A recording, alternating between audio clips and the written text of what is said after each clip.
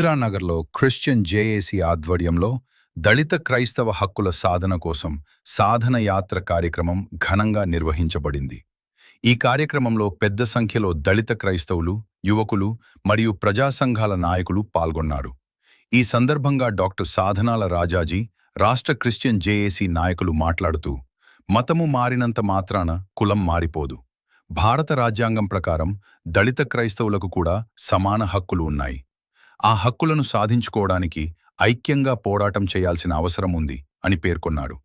దళిత క్రైస్తవులకు న్యాయం జరిగే వరకు ఉద్యమం కొనసాగుతుందని తెలిపారు. పిఠాపురంలో ఉన్న అన్ని వీధులలో యాత్ర చేసి అనేక విషయాలు ప్రజలకు తెలియజేసి చైతన్యవంతులు చేశారు. ఈ కార్యక్రమంలో క్రిస్టియన్ జేఏసీ రాష్ట్ర అధ్యక్షులు బిషప్ రాజాజీ సాధనాల, పివి రావు, రాష్ట్ర అధ్యక్షులు పండు అశోక్ కుమార్, జేఏసీ సెక్రటరీ కిరణ్ కుమార్ తదితరులు పాల్గొన్నారు. కార్యక్రమం విజయవంతం కావడంలో స్థానిక నాయకులు మరియు ప్రజలు విశేష సహకారం అందించారు. ఇందిరానగర్ 9వ వార్డు నా దళిత బాంధవులందరికీ కూడా నా హృదయపూర్వక జైభీములు. మనం ఇప్పుడు చాలా సంక్షోభంలో ఉన్నాం. మనకి తెలిసినప్పటి నుంచి కూడా మనం కులపరంగా వివక్షకు గురవుతూనే ఉన్నాం.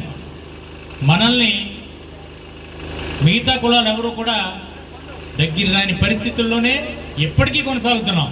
ఎవరైతే యేసు ప్రభు నమ్ముకుంటారో వాళ్ళు ఎస్సీ సర్టిఫికెట్ అంటే ఏంటంటే మాల సర్టిఫికెట్, మాది సర్టిఫికెట్ మనకు ఉంటుంది కదా, ఆ సర్టిఫికెట్ తీసేస్తాము అని చెప్పి గవర్నమెంట్లో సుప్రీంకోర్టు అని ఒకటి ఉంటుంది, అది మన మీదకి ఒక తీర్పు ఇచ్చింది అన్నమాట అండి.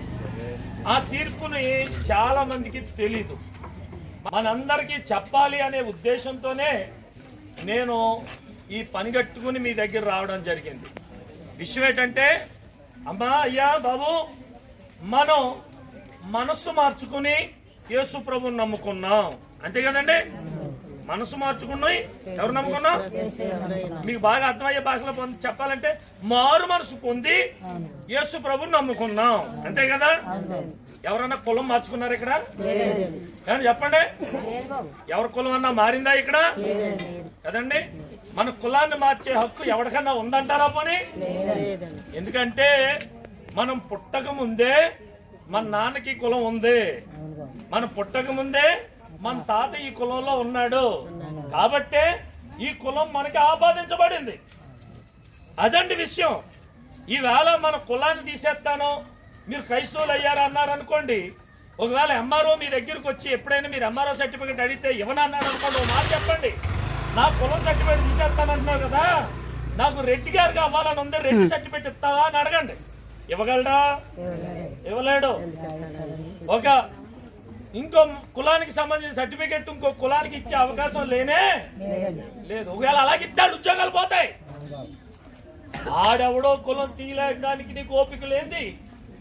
ఏ దళితులమనా మేమేమన్నా మీకు బానిసలమనా మా కులాలు తీయడానికి అని అడగాలి. అలా అడగాలని చెప్పడానికే మీ మధ్యకి సాధన యాత్ర వేసుకుని వచ్చాను నేను.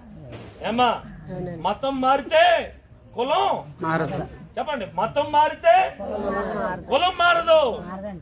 కులం మార్చే హక్కు ఎవరికీ లేదు. ఇది గుర్తుంచుకోండి. ఈ భారత రాజ్యాంగంలో మనకి నచ్చిన మతం మనం వెళ్ళొచ్చు.